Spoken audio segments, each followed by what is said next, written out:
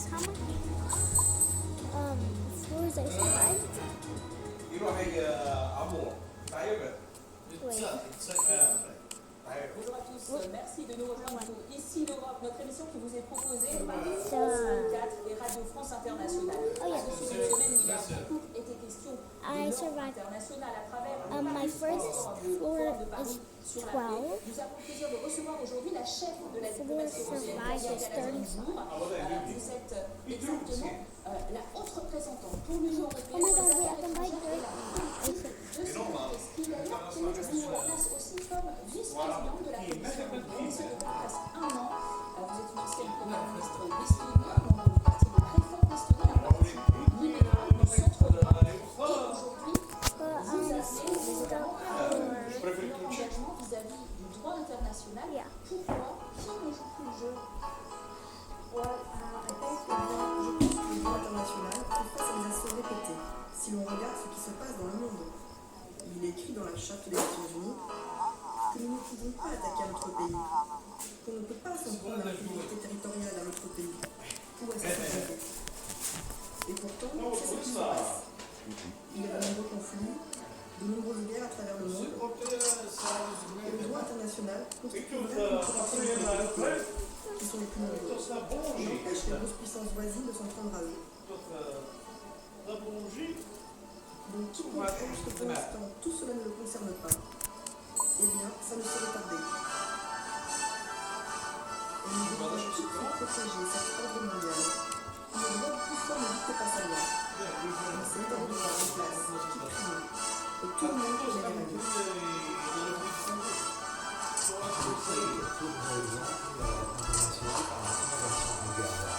Vous avez le sentiment que le secteur de proposer les Européens dans cette nouvelle phase? Le cessez-le-feu était très attendu, tout comme la libération de l'otage. Il est clair que ce n'était qu'une première étape. Okay. Pour garantir une paix durable, il faut que la communauté internationale soit présente à chaque étape. Et nous voyons combien la situation reste précaire aujourd'hui. C'est pourquoi nous réfléchissons à ce que nous, Européens, pouvons faire. Nous avons deux missions européennes, Eupol Cops et Elam Rapin, qui travaillent tous les jours sur le terrain. Et nous regardons également ce que nous pouvons faire pour contribuer à la force internationale de stabilisation, afin de garantir une paix durable. On a reproché à l'Europe de ne pas avoir renoncé à son accord d'association avec Israël, même si certains pays ont reconnu la Palestine. Ça a peut-être fait bouger les choses. Où en est-on aujourd'hui de ce rôle de l'Europe?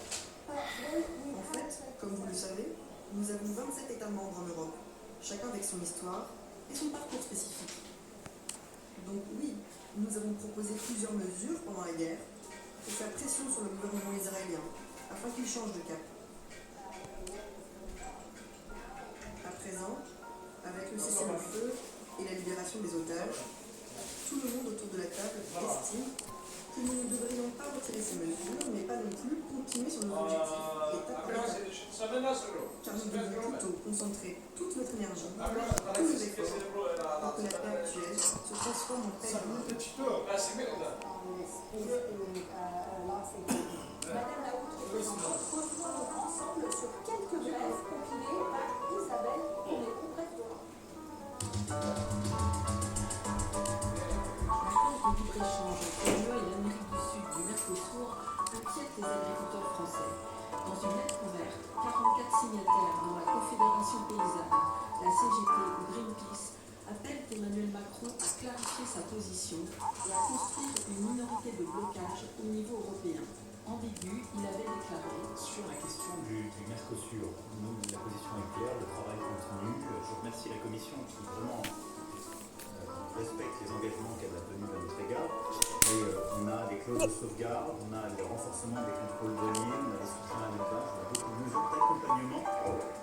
Agriculture toujours en Grèce, avec la mise en examen le 28 octobre de 13 personnes dont le chef présumé d'un réseau de détournement des subventions agricoles estimé à au moins 23 millions d'euros. Un scandale qui se solde par la démission du ministre de l'Agriculture et la dissolution de l'organisme grec de versement des fonds européens. Pendant des années, des criminels aidés par des fonctionnaires et personnalités officielles ont volé de l'argent européen, envoyé des villas, des voitures de sport.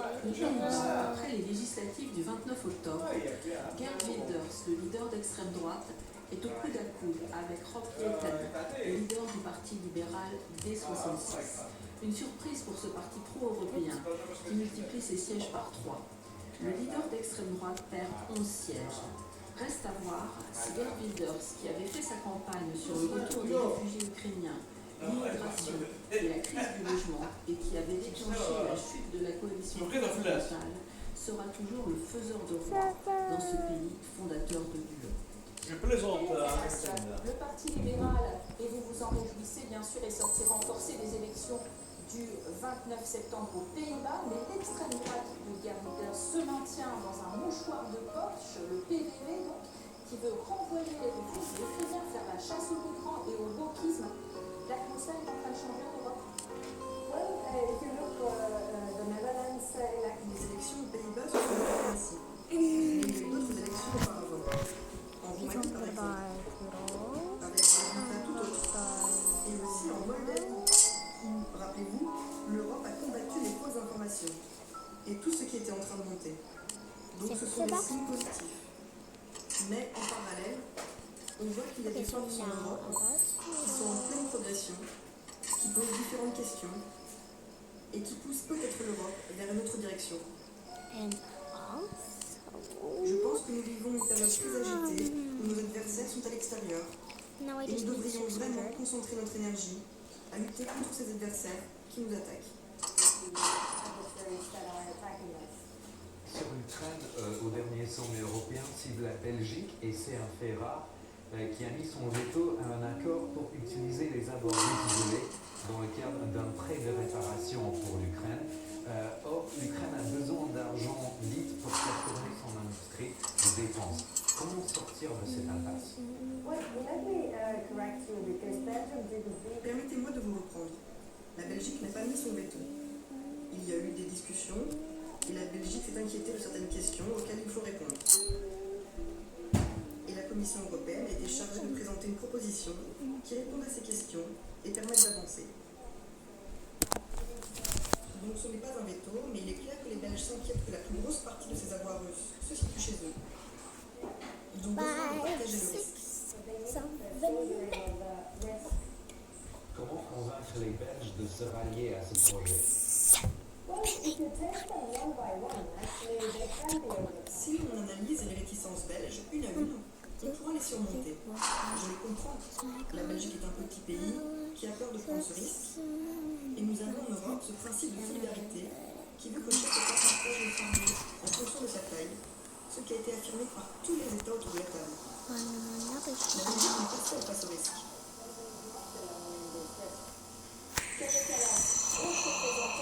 Pour la sécurité aussi, face à la guerre hybride via les drones, vous voulez voir un mur anti-drone opérationnel dans 2 ans.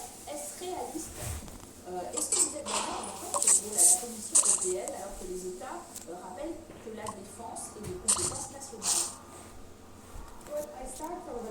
Je réponds d'abord à la seconde partie de votre question. Donc non, bien entendu, les États nationaux ont la priorité en matière de défense. La seule chose que l'on essaie de faire, c'est les coordonner et les organiser par groupe de pays. Car certains projets sont trop gros pour un seul. Mais ils sont faisables à plusieurs, qu'il s'agisse de défense aérienne, de murs de drones ou d'autres projets ambitieux. Et pour revenir à notre j'ai visité l'Ukraine récemment et leurs usines à drones. Elles sont vraiment impressionnantes pour ce qui est de l'innovation et de leur rapidité à produire des drones d'interception. Ils ont une vision claire de comment procéder car ils sont déjà en plein dedans. Donc nous n'avons pas inventé la roue. Nous pouvons apprendre de leur expérience ce que nous voulons savoir. Et comme vous l'avez noté, en France par exemple, vous avez une industrie de défense très développée. Je suis sûre que vous pouvez augmenter les cadences de production. À propos de la guerre en Ukraine, vous avez félicité les Américains d'avoir déclenché des sanctions contre 2 géants du pétrole russe. Mais Donald Trump reste un partenaire de l'OTAN imprévisible qui menace régulièrement les Européens de nouveaux droits de douane. Vous pensez qu'il veut l'Europe à genoux? En tout cas, il veut vraiment une Amérique très forte. Alors, s'il affaiblit tout le reste du monde, je pense que sa priorité, c'est l'Amérique. Et bien sûr, la question pour nous est comment réagir à cette situation. Et bien sûr, en Europe, nous croyons toujours aux vertus du libre-échange. Et nous voyons que beaucoup de partenaires dans le monde y croient encore. Et nous essayons de développer ces partenariats avec ces pays. Sur l'accord commercial avec l'Amérique latine, le Mercosur, la France est en train de se faire peu à peu à l'idée. Vous l'avez annoncé un peu vite tout de même. Est-ce parce que vous voulez vous faire vite des nouveaux amis sur ce continent sud-américain? C'est un impératif géopolitique pour vous, Kaya Kallas? Oui, c'est un argument. Mais si on regarde l'économie de l'Europe et de ses États membres, c'est aussi ce dont nos compagnies ont besoin, de nouveaux marchés. Et c'est pourquoi l'accord entre l'Union européenne et le Mercosur a amené au plus de 700 millions de consommateurs. Je sais qu'il y a des inquiétudes sur cet accord en France, mais la Commission a aussi mis en place des garde-fous répondant à ces inquiétudes, comme Twitter par exemple. Mais d'une manière générale, tout le monde bénéficie du libre-échange, car cela signifie la prospérité de nos entreprises et nos citoyens. Mais s'il y a eu un accord au niveau des I'm gonna die on purpose. Eat zucchini. Eat zucchini. manifestations des agriculteurs contre cet accord de Mercosur. Oui, bien sûr. Nous vivons aujourd'hui dans cette époque-là où Eat les grandes zucchini. obligations sont subventionnées. Zucchini. Nous vivons dans une démocratie, donc tout le monde a le droit et est prêt à manifester. Mais nous devons toujours garder à l'esprit que d'autres puissances, en dehors de l'Europe, souhaitent vraiment que nous nous enchaînions. Ils cherchent les petits feux qui consument nos sociétés et jettent de l'huile dessus, de toutes parts. Car si nous nous entretuons, nous serons plus faibles envers nos ennemis. Kaya Kallas, regardons aussi du côté de notre continent frère, l'Afrique, la brutalité des forces de soutien rapide, ce groupe paramilitaire accusé de nettoyage ethnique.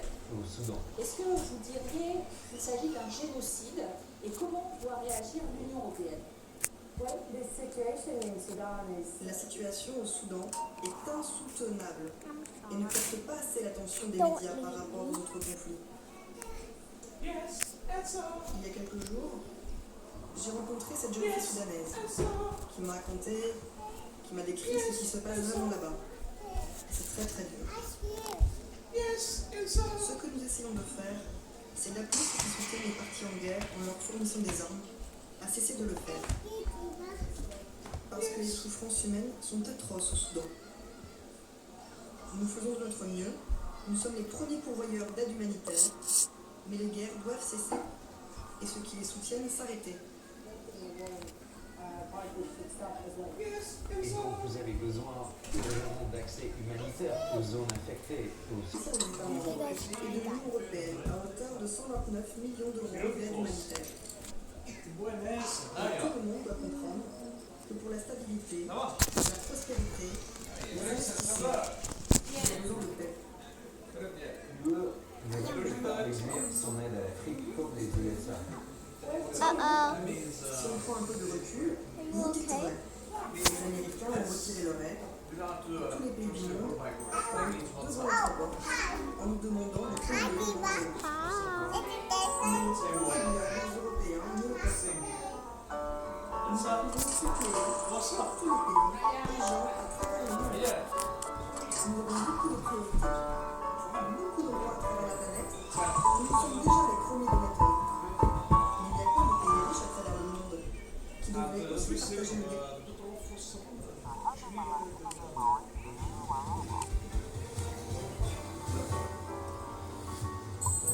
This is what you need to know.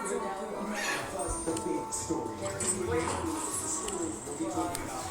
Rewind to the class. 2 new episodes weekdays. Starting with today's first news in the morning. And one episode in the afternoon as the day unfolds. first, there was the doctor, the loving husband, the incredible stepfather, and then there's this monster. There was a mom. Someone found a hang camera in the bathroom. Also, 3,000 videos, 1,400 photos. This betrayal was terrifying.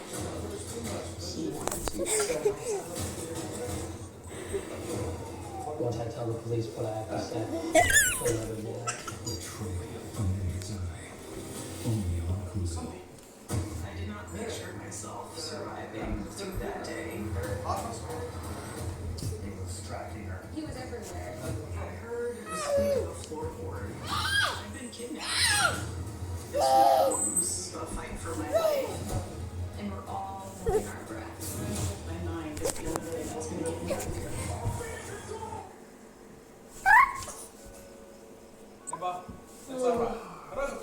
okay guys, I'm gonna pretend to be a noob. Nouvelles toilettes qui sont celles qu'on utilisera pour les missions d'exploration.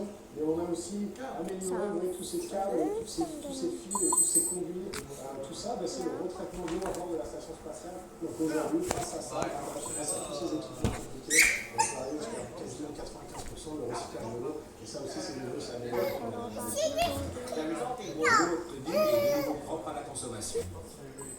Et elle est vraiment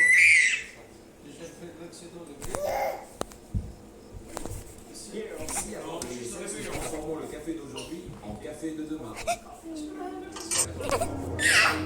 Pour les futures missions habitées, en attendant qu'un système de recyclage en toute autonomie soit développé, une autre piste est envisagée pour voyager dans le monde. L'idée serait tout simplement de moins consommer d'eau, voire de réussir à en libérer. Un pouvoir que nous ne possédons pas, et qui intéresse grandement les agences spatiales. Ces dernières y voient une solution pour voyager plus loin et plus longtemps dans l'espace, en se passant de tout apport de nourriture et d'eau, en dormant.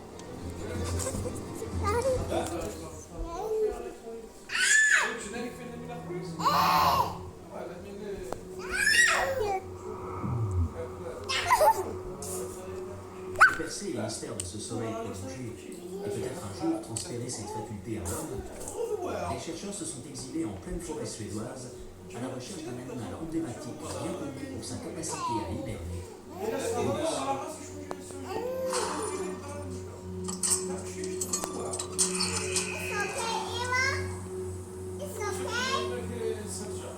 L'hibernation de l'ours est un phénomène absolument extraordinaire. Cet animal pendant la moitié de l'année va rester dans une tanière, sans manger, sans bouger, sans boire.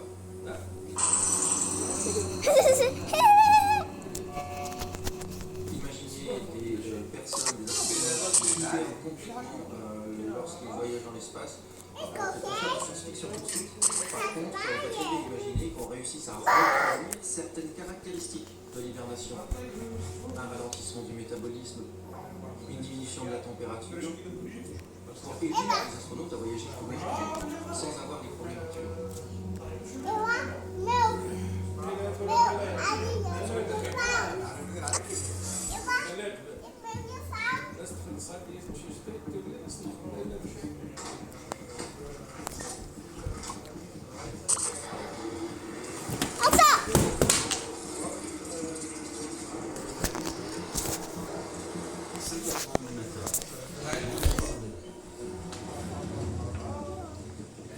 L'équipe de scientifiques chevronnés composée de rangers, biologistes et vétérinaires ont quitté leur base à la recherche des ours bruns. Mais reste encore à les trouver. Puis à les capturer dans l'immensité glacée.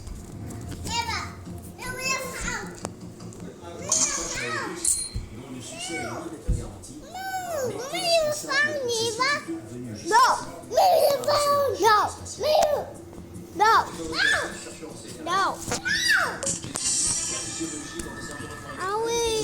L'hibernation chez l'ours brun de Scandinavie. Elsa, you're a meanie. On travaille beaucoup avec le CNES pour essayer de réfléchir comment mimer toute ou partie des caractéristiques de l'hibernation chez les astronautes.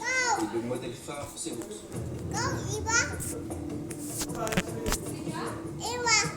C'est pas des animaux qui sont faciles à approcher.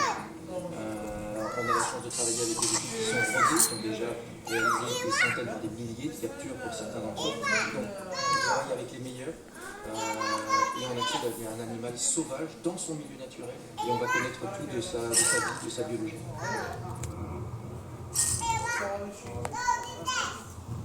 L'équipe est menée par le Suédois David Almqvist.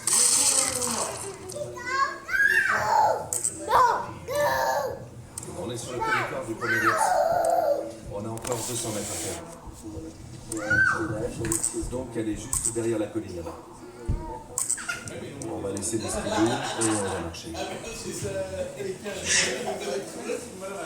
L'année dernière, le groupe a équipé certains ours de colliers-émetteurs. L'un d'eux émet un signal de plus en plus fort. C'est vraiment masqué. Si ces animaux-là n'étaient pas